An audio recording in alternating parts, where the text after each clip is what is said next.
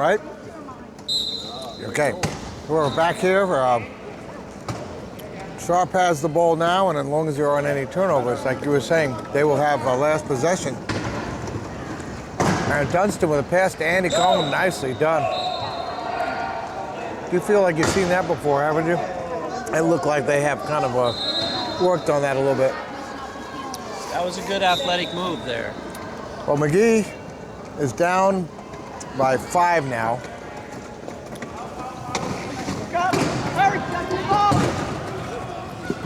Both these teams have played earlier. Give me there. Oh, another turnover. Oh, recovery. Recovered it. All right, here we go. Oh, another turnover. What's the call? Timeout? San Diego recovered the ball, didn't they? San Diego recovered the ball, but had to call a quick timeout because they were on the goal line. They were going to get knocked out otherwise. They could have got knocked out and lost the possession. Well, that's a fair deal. Keep control. It's worth it. Yeah. At this point, timeouts have not been... Rob, you got to step up, Rob. Oh, he missed that one. Wow. And there's an easy score. Nice blocking there by Sam Bloor. I had never seen Sam play before, so he's a new for me to see. But he was the last year's best 2.0 for Division II Nationals. So he... Push.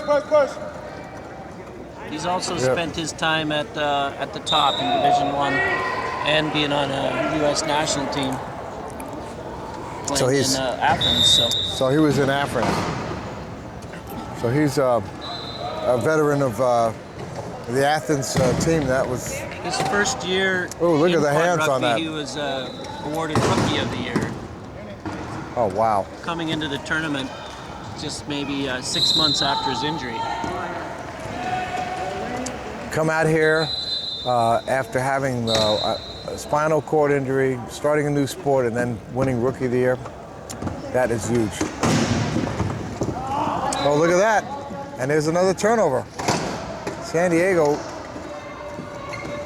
to Sam, and he's going to score. Oh, it's starting to look a little ugly here. He's a little loose with their passing. Yeah, they cannot afford to do that. You know, I think they got used to playing Shepherd, and Shepherd didn't have the kind of intensity that San Diego is bringing here. And there it is. San Diego's running a 4-2s lineup, which is very balanced with a lot of speed on the court. Their twos are as good as a lot of 2.5s and even some 3s out there. So that makes for a tough group.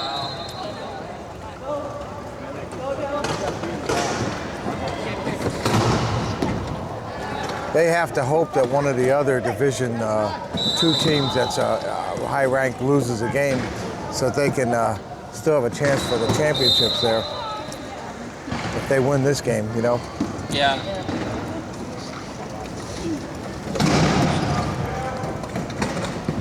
Ooh, that pass was almost... Some nice chair control, though, by... Rob, right? Wasn't that Rob Deller? Who just held on to that just enough? Number 33. Oh. Jimmy Thompson. Jimmy Thompson, yeah.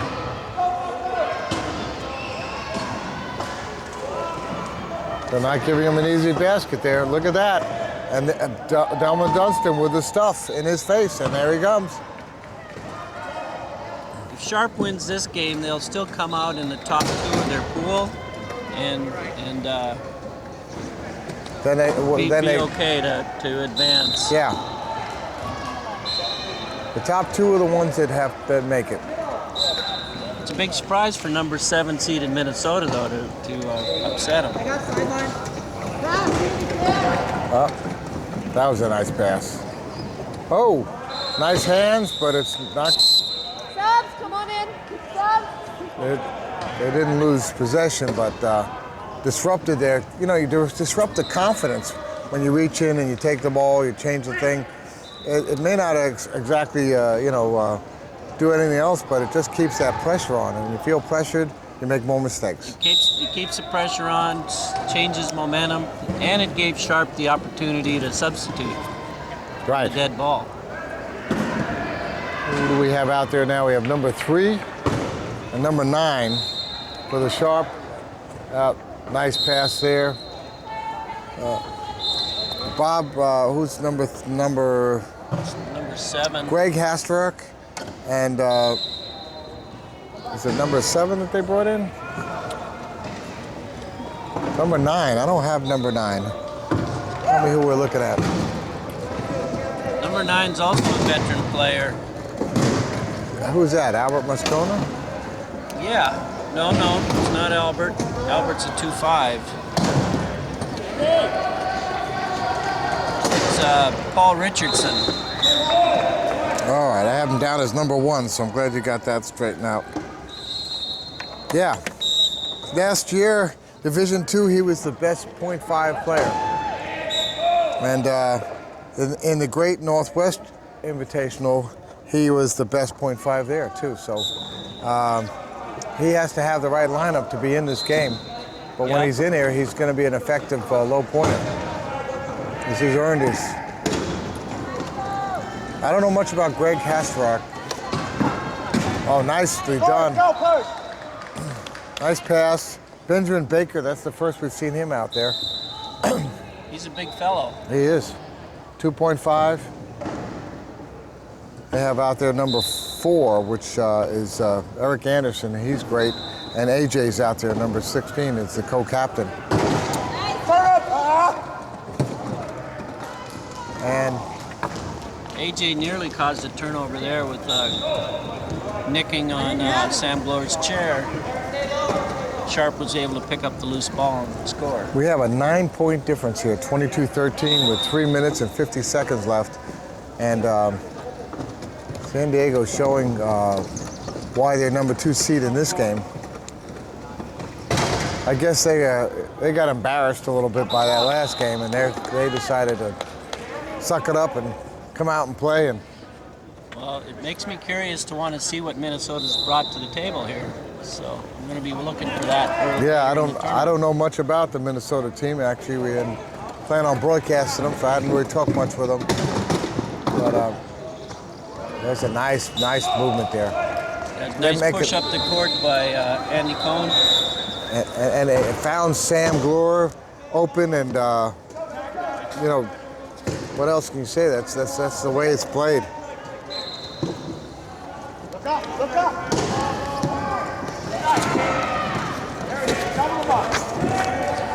Here's a Minnesota team I had looking at. A lot of names that I know about. So, okay, Magee with the ball, bring it in. Under a lot of pressure. Look how much pressure they put on them on the inbounds pass. Nothing.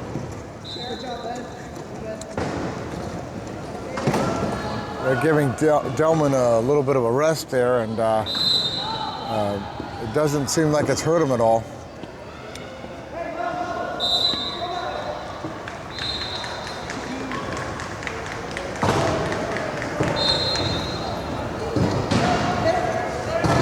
All right, leads Andy. Oh, look at that. Nice. Move by Andy to Oh. put that ball forward. Oh! And Rob caused that little bit turn there to just cause Greg Hastrock to lose control, and that was a turnover for San Diego. And Delman's back in for Sam Glor. Delman Rotating their Justin. lineup, giving everybody a rest. So Brad, let's talk a little bit as we're going through this thing about the International World Rugby Association, and you're president of that, and It's actually the International Wheelchair Rugby it's a wheelchair Federation. federation. How's it working on an international level, being involved with all these nations? Is there a lot of cooperation? It's a challenge because you have so many different languages, and you're not able to meet as often. My experience working with USQRA is it's a lot more tight-knit organization. Now, I know one of the things that has been discussed is a possible rules change to change the clock that there's no clock rule at all, no 40-second clock. And what do you think? You think it's going to be able to be passed for the following year, or? I think so.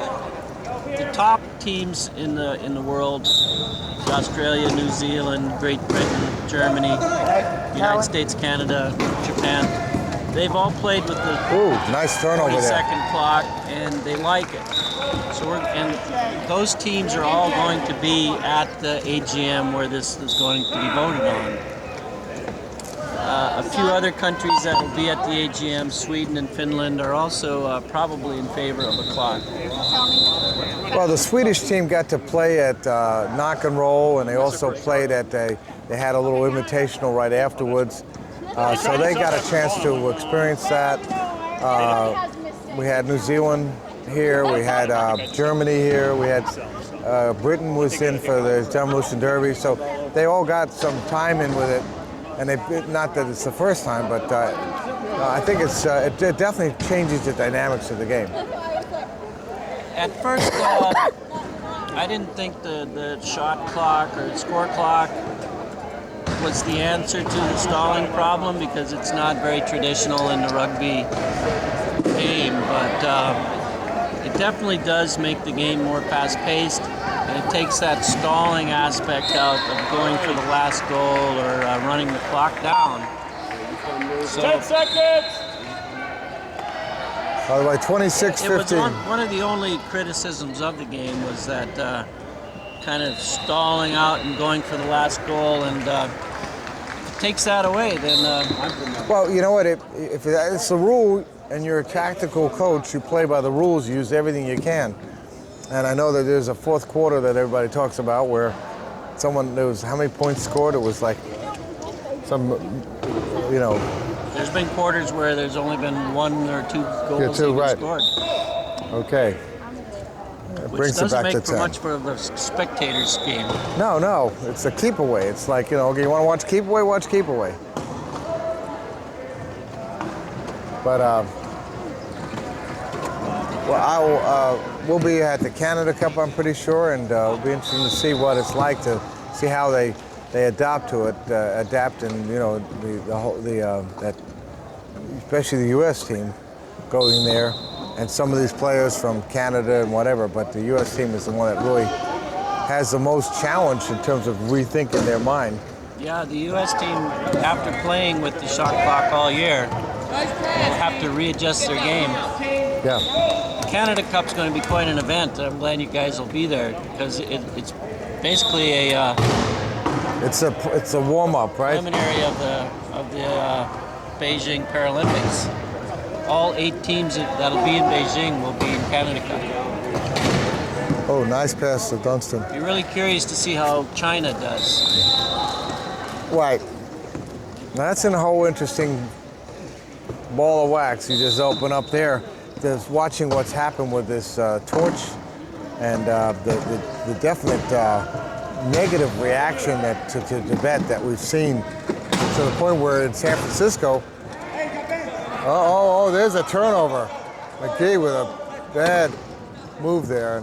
Number 4 just didn't have any oomph in that pass. no oomph under that pass. His chair was getting hit a little bit. Yeah. That's Eric Anderson, and he's their, been, a tough player for them. We may see a substitution now. Jim Thompson, the coach, is coming in because it's gotten 11 points, and it's going to be 12 now, and that's tough to overcome. And Sharp isn't giving up many turnovers at this point. So, and I'll tell you what, if they keep this up, it's Sharp. Oh, there we go again, another turnover. Oh, with 6 seconds left, they should have not done that. We're at, the last thing you want to do is throw the ball and let them score on you when you only have that much time. We just should hold on to it. I've seen that twice, and that's it. You're desperate to make something happen, and it usually goes against you. It goes against it. Well, we're done with the first half. and we're 30-17. The sharp edge has cut deeply the Magee Eagles, and we'll be back.